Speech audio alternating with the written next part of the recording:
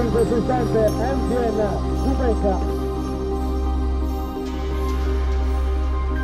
I stood at the start of the stages in Tirreno-Adriatico and I'm standing in the car park, I thought I was dreaming. To see our team vehicles and our brand and the colour of our team amongst the best teams in the world with all of their infrastructure that has been cast in stone for so many years, we'd arrived. We'd absolutely arrived. And then to see the performance of our riders and how confident they were in the racing, it's time. The time is now, and our team is here.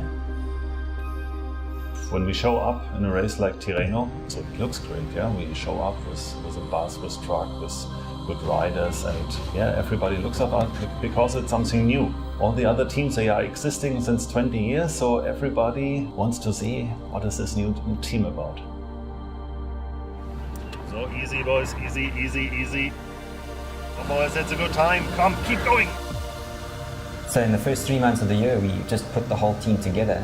We started the season quite late, but then we got an opportunity to race Tirreno-Adriatico and Milano Sanremo, 2 World Tour races. Yeah, luckily we stayed safe and we didn't crash. I think for our first team time trial we did pretty well. We'll see what our time was, I'm not sure, but yeah, we're happy we're all safe. Looking forward to the week as there are some stages coming where we want to show ourselves. I have to start thinking about what the best possibility is to make a nice results, that we can go home and that we have shown ourselves as a strong team here.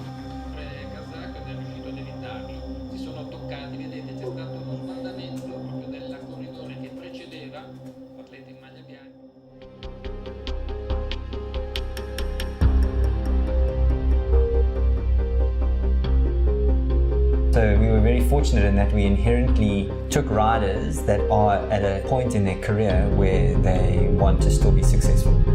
We've managed to really put these guys on top and get them to shine again. Right? They're all guys that have been really good in races before, and so the talent was always there. So we've just now, I guess, lit the match, and they're shining. You're doing this, and then you do this lap.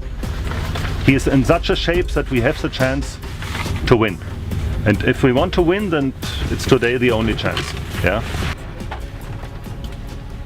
Initially we wanted to be 50% African and 50% from Europe. We didn't want to go below a 50% African team, and then when we ended up starting the first year, we were 70% from the continent of Africa, which is really high. And we handpicked 6 European riders that could really add a huge amount of value to the team. And the 6 riders were split into 2 categories: one for the classics, so the single day major events in world cycling, and one for stage races. Because we knew that our African riders and the riders from South Africa and other countries are very light and far better adapted to stage race riding. So we wanted to have riders from overseas and international riders that could mentor our riders in both of those disciplines of the sport.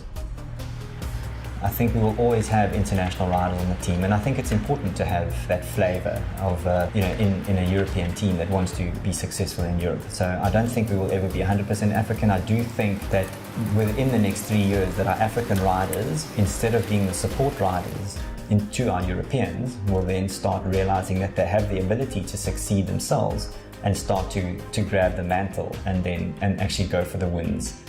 When we see that transition happen, that'll be a turning point for African cycling. And I really believe that in the next 3 years, we will see that turning point. And when that happens, it will be massive for cycling on this continent.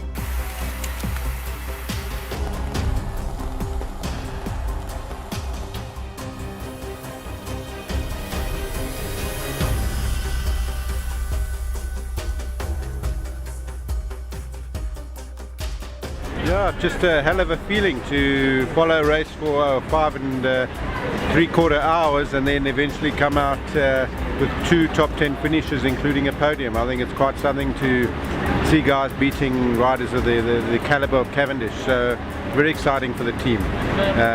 Riders exhausted, so recovery is going to be important. I mean, on the one hand side, absolute super to be third.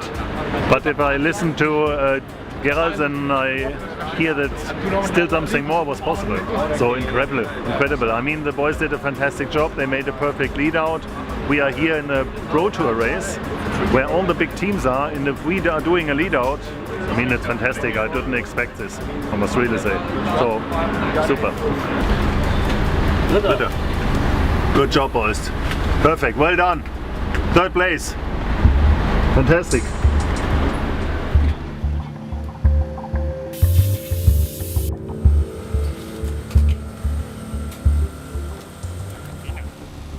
We wanted the staffing component of our team to be world class. The infrastructure around them at the moment, we at the same level of any other team. A lot of teams have got what we got, and we've got a lot more than what other teams have got at the level that we're at, so we should be happy with it. We're offering the riders everything that they need to race at the top level. There's nothing that they're missing, from bikes to training, clothing, nutrition. There's not one thing that the team hasn't looked at and helped the cyclists with, so there's no excuses to not move forward from there.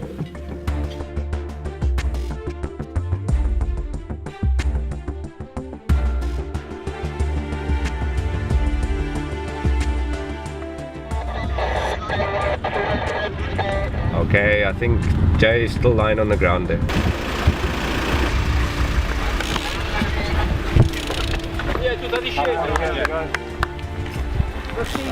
I was moving up and I couldn't brake. We get no brakes in this winter. Yeah, you're right. The rest is okay. My elbow hurts. My knee.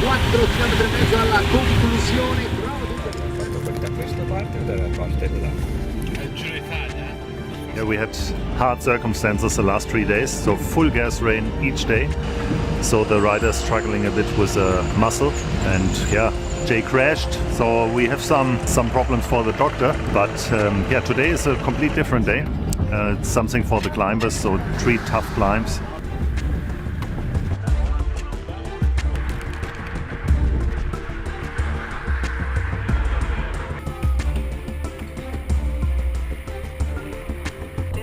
Good job. Keep going. Ale.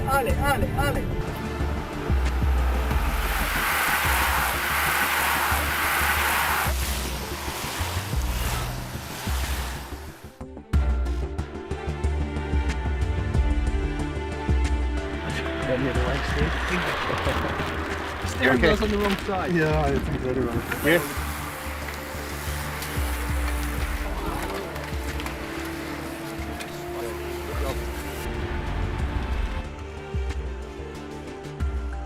Fundamentally, from the beginning, it was to have the right people in place that could, really support the riders and be incredibly positive. Our head director, Jens Zemke, who worked with HTC for many years, he also looked after women's teams, so he understands the sport in totality, and he's done Tour de France's, many of the classics, and managed riders that have been world champions and previous Tour de France champions. So he's done all the races. He's incredibly calm, and he's a really good influence on the riders because they trust every single thing that he says because he's that experienced. We also have Brent Copeland, who's our European manager. He's lived in Italy for 20 years. He's done more Grand Tours than anybody in South Africa or in Africa, and he is a South African guy that is based in South. So he understands the culture of our riders and is incredibly experienced. We also have Kevin Campbell, our last director, who has been through the UCI Africa Tour and raced all the Africa Tour races, so he understands the culture of African cycling and the riders from the different countries. So he's been a huge asset because he really knows how to listen and understand the majority of riders on our team.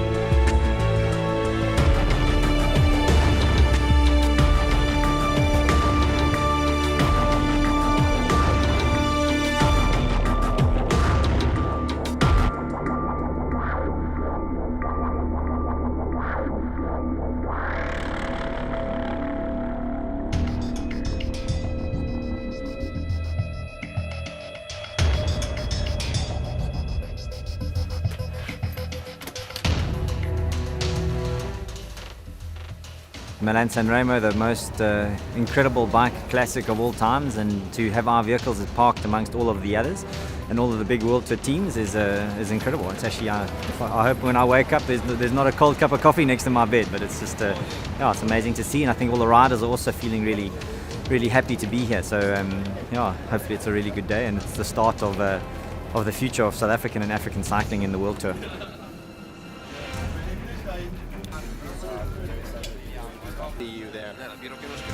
My passion has always been to develop an African world champion. I really believed that was possible. It had to happen. We had to do it. And we had to get more black riders onto bicycles, and we had to get those guys and give them opportunities to succeed. And if we did give them opportunities to succeed, how far could they go?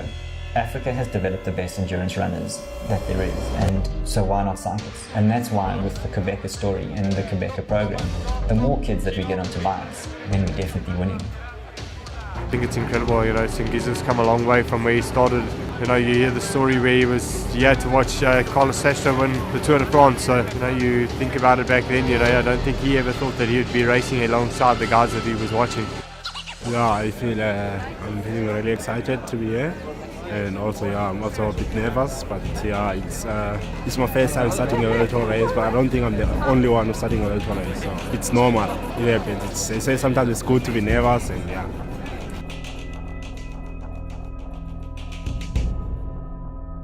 Been a big day for Songezo, and been great to see him there being so generous with the fans. The biggest day in his whole life.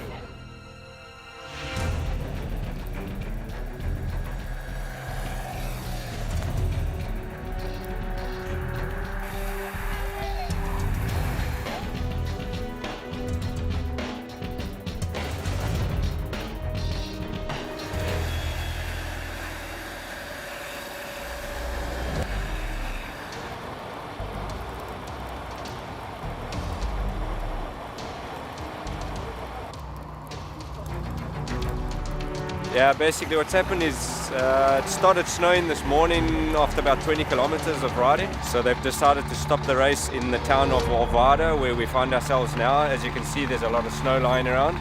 There's 6 riders in a break, so they're going to take the time difference between now. Guys are going to get into the bus, get changed, get ready to start again on the other side, on the coast. They'll be doing, I think it's 170 kilometers to Sanremo.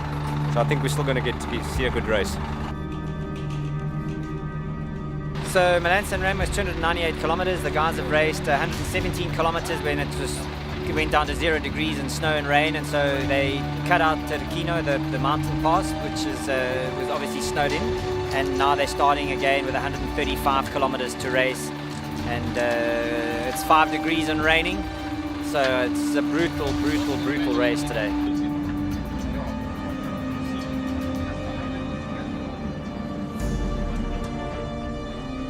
So the riders, after they stopped, got into the bus, all had showers and put on brand new clothing, had something to eat, and now they're getting heat rub put back onto their legs.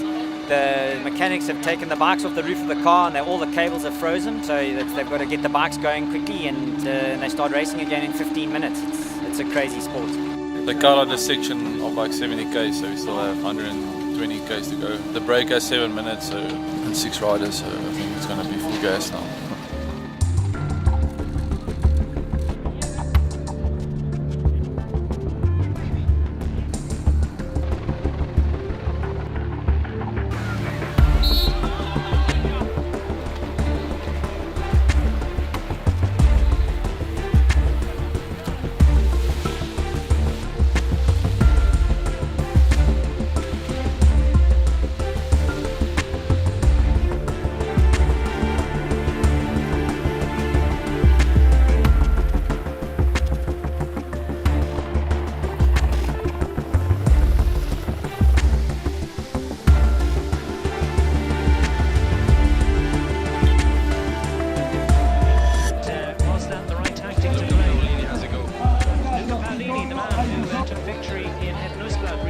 Guys in the front, and Ciolek is also inside, and he's clever. He's not chasing, nothing.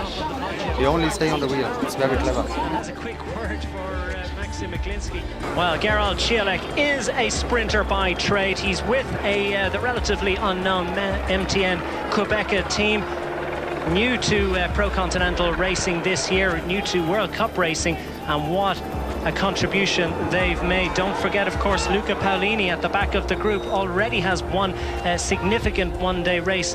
I'd right at this given point, I would say keep your eyes on Gerard Cholik. He will be very, very dangerous for the win here. And here comes the big dig at the end. Peter Sagan goes on the right-hand side. He kicks it off in a big way. Here comes Gerald Ciolek of the MTN Quebec team. Who's going to get it? And it looks as if Ciolek just about has the legs as they go to the line. It's almost a blind. But the Cipressa, as we watch for the group coming in behind. And while they're sprinting for the minor honours. And Katusha Ryder, I'm not exactly sure who that was, that managed to pick up the result there at the back of the group, but no doubt about who got the win, and that was Gerald Ciolek of the MTN Quebec team, already making a wonderful, wonderful impression on World Tour racing, and just about edging out Peter Sagan. What a wonderful performance, and what a fantastic race that they gave us today. And what a story. What a story. Yes, South African racing is certainly on the up, with a great performance from the German Gerald Ciolek, who takes victory in Milan Sanremo of 2013.